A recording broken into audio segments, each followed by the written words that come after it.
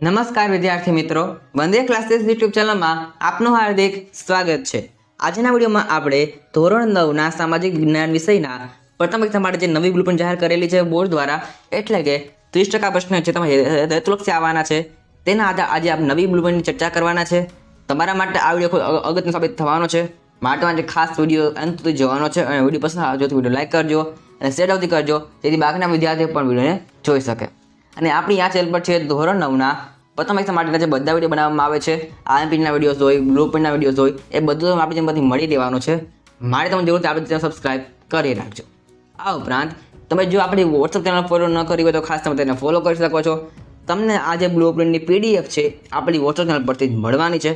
તમે તેમાં જોડાવા માટે લિંક નીચે આપેલી છે ડિસ્ક્રિપ્શન બોક્સની અંદર, તમે ત્યાં આપણી વોટ્સઅપ ચેનલમાં જરૂરથી જોડાઈ જજો। તો ચાલો આપણે આ વિડીયોની શરૂઆત કરીએ। ધોરણ 9 વિષય સામાજિક વિજ્ઞાન પ્રથમ પરીક્ષા માટેનું નવું પ્રશ્નપત્રનું પરિરૂપ એટલે કે બ્લુપ્રિન્ટ। તો કુલ તમારે 50 માર્ક્સનું પેપર આવવાનું છે। કેટલા છે? 50 માર્ક કુલમાં પેપર રહેશે। તેનો સમય તમારે છે કુલ 2 કલાકનો અહીંયા સમય તમારે રહેશે। સૌથી પહેલાં તમને આપેલા છે અહીંયા હેતુ પ્રમાણે ગુણભાર। તો તમારે છે જ્ઞાનના આધારે તમારે 5 ગુણના પ્રશ્ન આવશે, સમજના આધારે 25 ગુણના પ્રશ્ન, ઉપયોજનના આધારે 5 ગુણના પ્રશ્ન આવશે, વિશ્લેષણના આધારે તમારે 5 ગુણના પ્રશ્ન આવશે। ત્યારબાદ અનુમાન એટલે કે મૂલ્યાંકનના આધારે પણ તમારે અહીંયા 10 ગુણના સવાલ આવશે। ત્યારબાદ તમને આપેલા છે અહીંયા પ્રશ્ન પ્રકાર પ્રમાણે ગુણભાર તમને આપેલા છે। સૌથી પહેલાં છે હેતુલક્ષી પ્રશ્ન, જે તમને કુલ 15 પૂછાશે। જન્મ વિકલ્પ વિના પણ અને જન્મ વિકલ્પ સાથે પણ તમને 15 આપેલા હશે, તેના તમારે કુલ 15 ગુણ રહેશે। જો તમને ખ્યાલ હોય તો આપણે છે ગુજરાત બોર્ડ દ્વારા નવી બ્લુપ્રિન્ટ જાહેર કરેલી છે, એમાં તમે જે 30% પ્રશ્ન હેતુલક્ષી આવવાના છે અને બાકીના જે તમારા પ્રશ્ન આવશે 70% પ્રશ્ન એ તમારા વર્ણનાત્મક પ્રશ્ન આવવાના છે। પ્લસમાં તમારે છે એ આ વર્ષે જનરલ વિકલ્પ રહેવાના છે, એટલે કે તમે કોઈ પણ પ્રશ્ન આપેલા હોય, ફોર એક્ઝામ્પલ તમને કોઈ પણ 9 સવાલ આપેલા હોય, એમાં તમે જે આવડતા તમે કોઈ પણ 6 સવાલ લખી શકો છો, એને કહેવાય જનરલ વિકલ્પ। તમને આ વર્ષે એ જોવા મળશે। આગળ વાત કરીએ આપણે ટૂંકા પ્રશ્ન, એ તમને કુલ 9 આપેલા છે પેપરની અંદર, એમાં તમે કોઈ પણ 6 લખવાના રહેશે। કેટલા છે? કોઈ પણ તમે 6 લખી શકો છો, 9માંથી કોઈ પણ 6, એના તમારે 12 ગુણ રહેશે, એટલે કે એક સવાલ તમારે અહીંયા 2 ગુણની અંદર આવી શકે છે। ત્યારબાદ ટૂંકા પ્રશ્ન 2 એ તમને 8 આપેલા હશે પેપરની અંદર, એમાં તમે કોઈ પણ 5 તમે લખી શકો છો, તેના ગુણ તમારે અહીંયા 15, એટલે કે કુલ ગુણમાં 15 છે, તો તમારે દરેકના ગુણ તમારે 3 પૂછી શકે છે। ત્યારબાદ વિસ્તૃત જવાબવાળા પ્રશ્ન એટલે કે લાંબા પ્રશ્ન, એ તમને પેપરમાં તમને કુલ 3 આપેલા હશે, એમાં તમારે કોઈ પણ છે 2 સવાલના જવાબ લખવાના છે। તમને જે 2 આવડતા હોય તમે કોઈ પણ 2 લખી શકો છો, તેના ગુણ તમારે અહીંયા 8 છે, એટલે કે એક સવાલ તમારે અહીંયા 4 ગુણનો હોઈ શકે છે।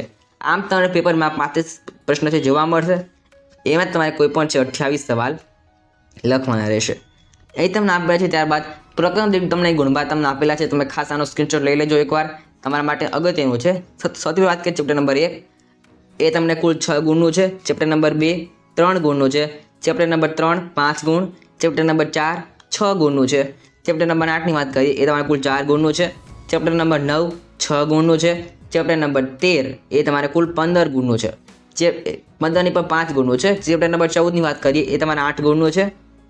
ચેપ્ટર નંબર 15 એ તમારે 7 ગુણનું ચેપ્ટર છે। અહીં તમને ખ્યાલ આવી ગયો હશે કે ફર્સ્ટ એક્ઝામમાં સિલેબસ શું છે। ચેપ્ટર નંબર 1 થી લઈને 4 8 અને 9 13 થી લઈને 15 સુધીના ચેપ્ટર તમારા ફર્સ્ટ એક્ઝામમાં સિલેબસ રહેવાના છે। તમે જરૂરથી આનો સ્ક્રીનશોટ લઈ લેજો। આગળ આપણે વાત કરીએ, એ તમને આપેલું છે કે ધોરણ 9 વિષય છે સામાજિક વિજ્ઞાન વિષયનું, તમને એની સંપૂર્ણ અહીં પેપર સ્ટાઇલ તમને આપેલું છે, એટલે કે પ્રશ્નપત્રનું માળખું તમને અહીંયા આપેલું છે। તો વાત કરીએ વિભાગ એની, જે તમારે વિભાગ એ કુલમાં 15 ગુણો રહેવાનો છે।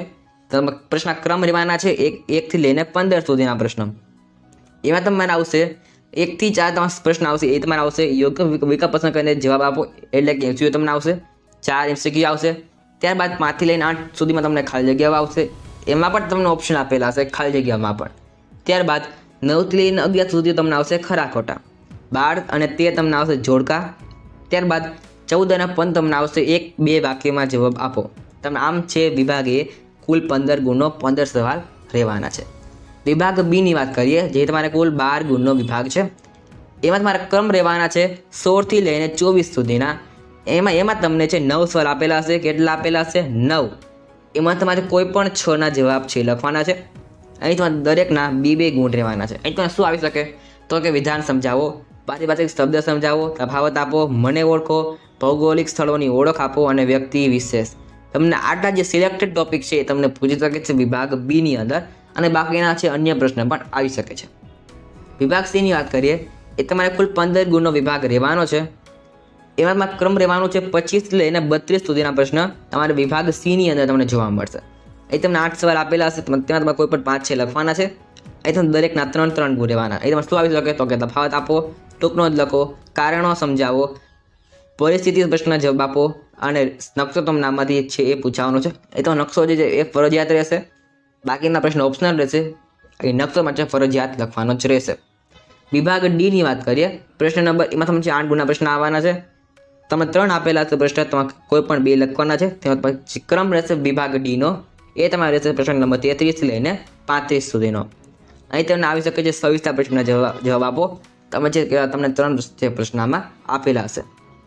અહીં તમે જે ખાસ એક નોંધ આપેલી છે તમારા માટે, અગત્યની નોંધ છે એ બીજી છે કે પ્રથમ પરીક્ષા માટેના જે અભ્યાસક્રમ છે તમારે રહેશે જૂનથી લઈને સપ્ટેમ્બર માસ સુધીનો અભ્યાસક્રમ તમારે અહીંયા ફર્સ્ટ એક્ઝામમાં રહેવાનો છે.